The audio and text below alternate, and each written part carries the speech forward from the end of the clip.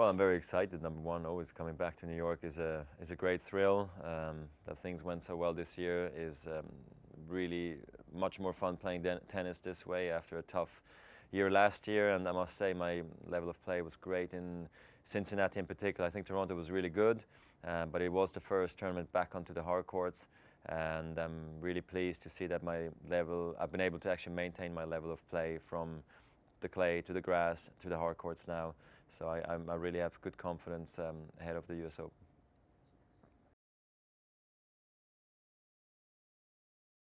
Well, I think it's been a very interesting time for me because changing rackets is really something that's quite aggressive and quite difficult to do. So I really attacked the project really with a really open mind, and I was very excited about it, what Wilson created for me, and the changes they could make along the way and give me different ideas, what I could also use from the racket.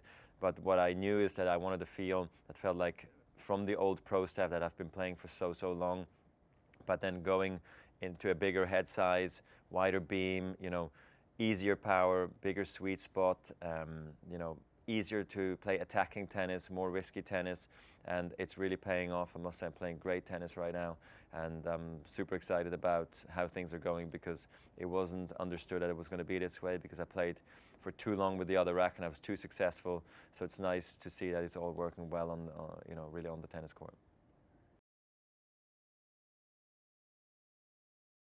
I have a little bit of routines, before the match. It's really not missing the match, not arriving too late or, totally missing the match. So you just want to be on time.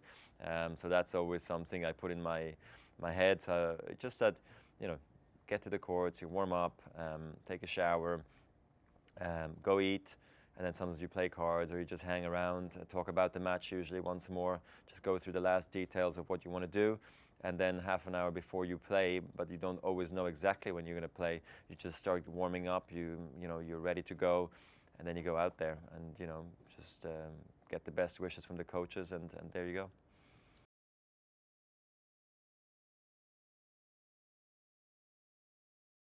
When you're winning, it's free flowing, and everything seems more in slow motion. Whereas when you're losing, you feel you have no time to think, and everything you're thinking about is wrong anyway.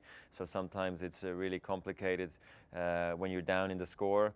I think with experience now, I've really managed to not panic. It's not always so easy for me, I must say, but I've done well over the years. Also coming back from behind and winning the matches again. It's just about being able to analyze the matches the right way while they're happening. But I think having a positive mindset and believing that you can always win is crucial, at the highest of levels.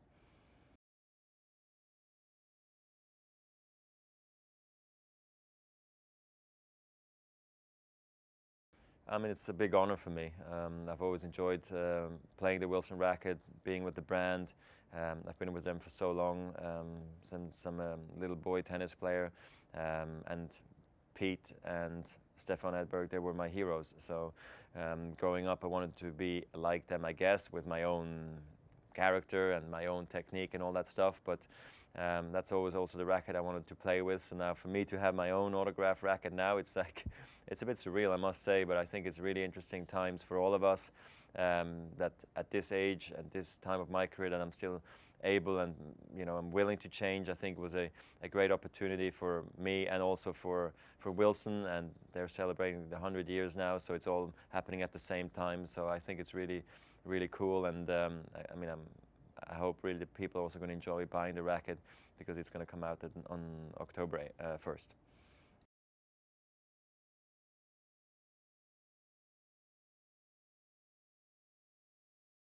I think it was more of a gradual process, but clearly, sometimes I did also have bad matches. I mean, I might have won them, or I lost badly, and I just felt like, maybe it is the time to change. But I think it came more gradually because I just consistently played so well for so many years that it was just hard to let go of the racket. I learned to love so much since 2002, really. And I did have minor changes along the way, all the way to 2013. But I really had this big wish that I can change, and I will change, and I will give it a proper try, and I will go through it with Wilson, and we'll talk about it, and we'll brainstorm.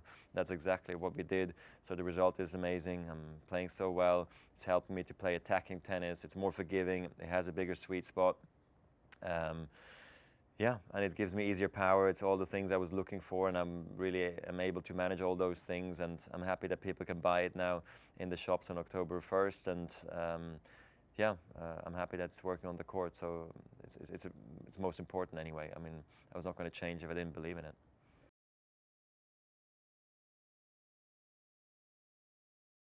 I think I'm feeling better every month that goes by, I must say. Every hour more I can play with the racket or put on the racket is like a car. I think it just feels even better. Right now I feel very comfortable with it. It feels like I've always played with this racket, which wasn't the case right at the beginning. I did feel the benefits of the racket, but I still felt it was a transition. Now, since probably 3 months or so, I really feel like this is it, and I feel totally comfortable.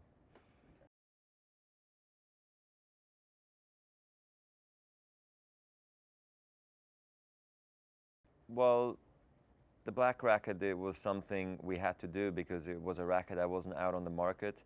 I heard many people really liked it. It was so different. But for me, it was always clear that red was going to be part of the equation because the pro staff has historically always had red in it. I like red rackets. It's always been also part of my line in terms of rackets, and because of Wilson wanting to do a autograph racket of mine, I always knew there was going to be cosmetics on it. So it was actually never really even a debate if I wanted it or Wilson wanted it or not. So from that standpoint, I know the black was cool, but I love this graphite. It's modern, it's young, and it really reflects also the history of the pro staff racket.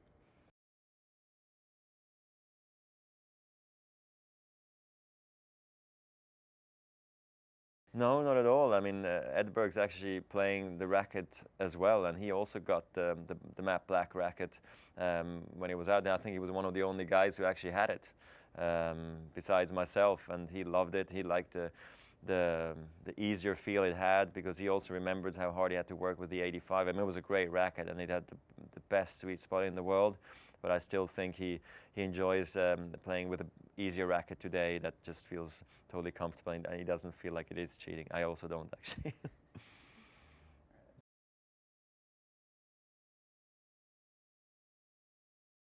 Yeah, I mean, I've been nominated left and right, all around. So, of course, I'll be part of the ALS challenge. For me, it's more important to donate rather than do the ice bucket thing. But clearly, I'll do that too because I think it's fun. It's a part of raising awareness, and I'll probably nominate some friends, and either from old times or I keep it within tennis. I haven't thought about it yet, but I'm a bit under the pump here. I got to do it in the next 24 hours, so you'll see it soon.